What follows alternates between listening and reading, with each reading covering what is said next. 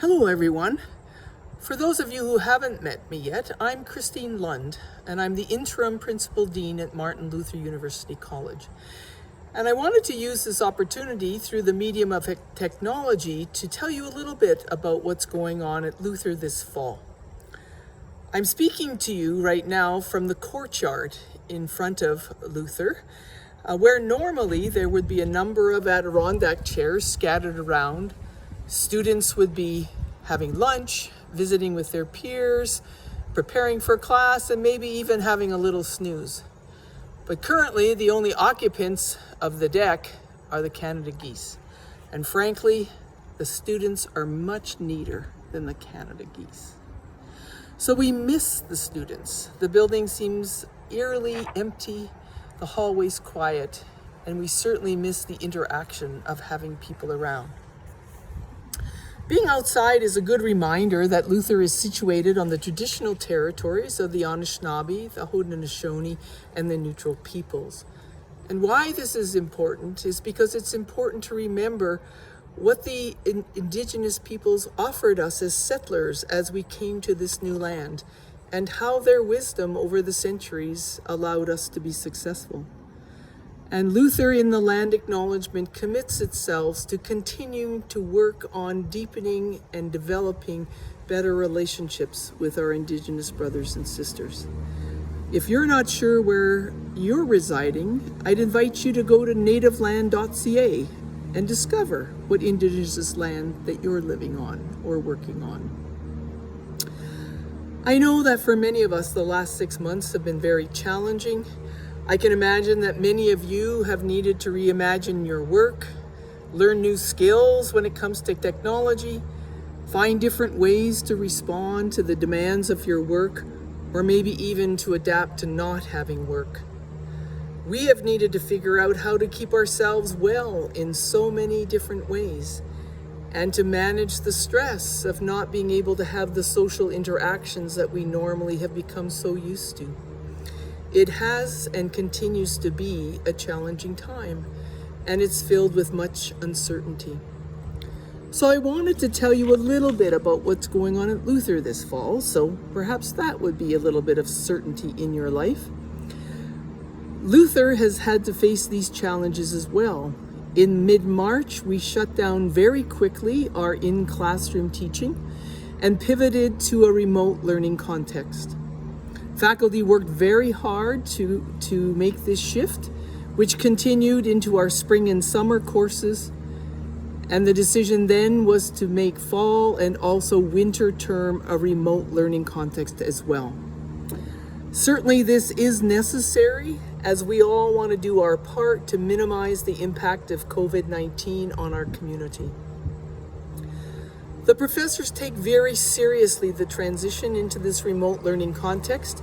We value deeply the teaching and learning process, and we want to uphold the excellence of our degrees, the degrees with which you hold.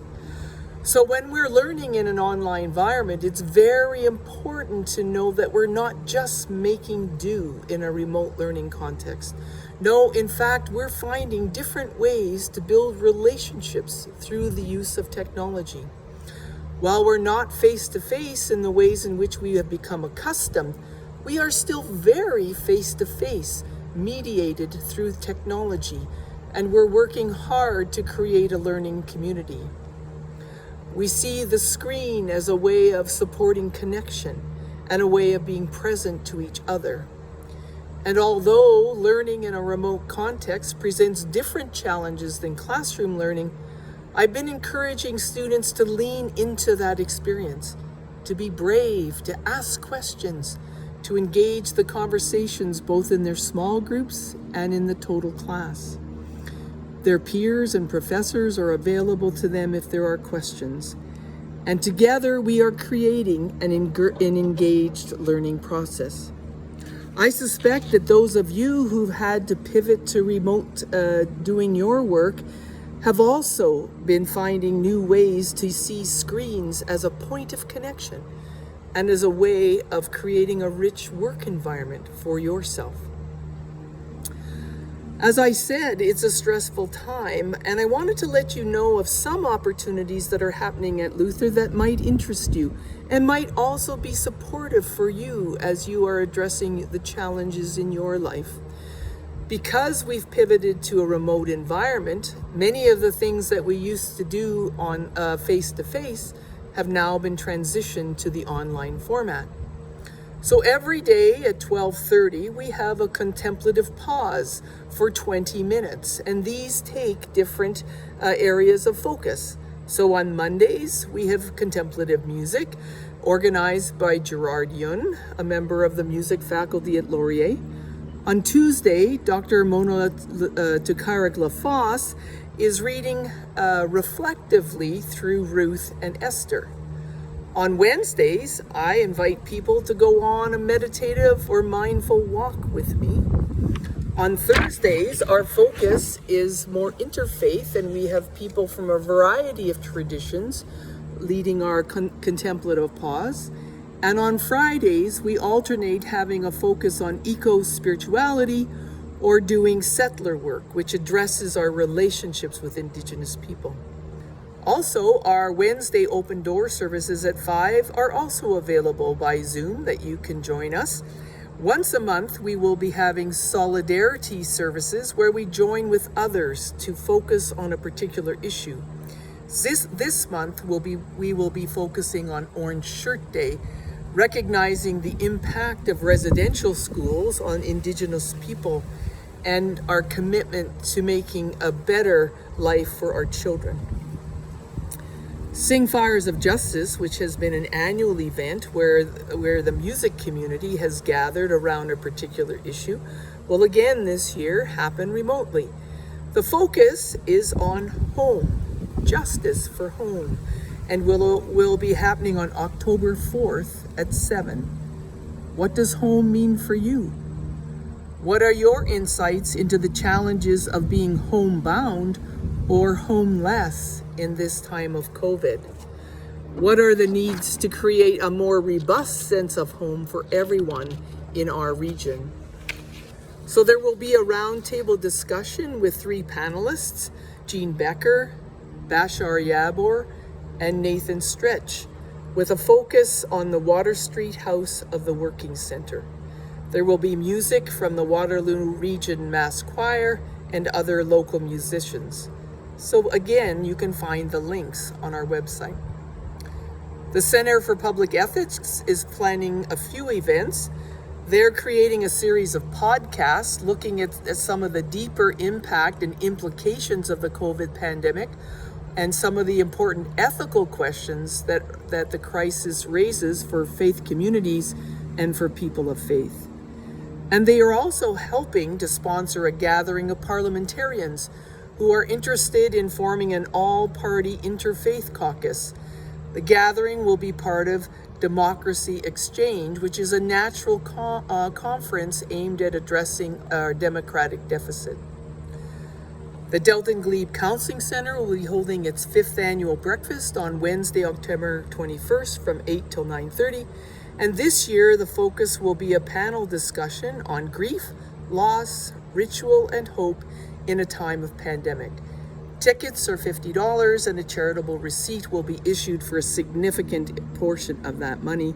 Proceeds of that event go to support our We Care Fund, to support clients who are unable to pay for therapy. I also know that many of you know that the building went under a significant renovation, but I'm not sure that all of you have had a chance to see the changes.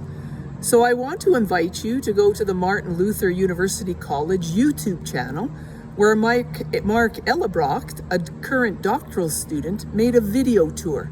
And I'd invite you to see the changes that have occurred that are probably pretty different than how you remember the building when you studied with us. I'd invite you to go and have a visit. Occasionally, I hear from some of you who update me on what you've been up to. I want you to know the faculty really appreciate these updates because we often think of you and wonder what you're doing with the learning that happened here and how you've been integrating that into your life and into your professional work. So I'd invite you to contact me or contact other professors and let us know what you're up to these days, because we're interested. I also want you to know that we keep you in our thoughts and prayers during this challenging time, because I know many of you have either been working on the front lines or supporting frontline workers, or have been impacted personally by the pandemic, and we want to be supportive of you and look to be supportive of you in whatever way is possible. I plan to make this kind of a video periodically to send out to you to keep up to date with what's going on at Luther. If you have questions in the meantime, I'd invite you to be in touch. My contact information is on the website.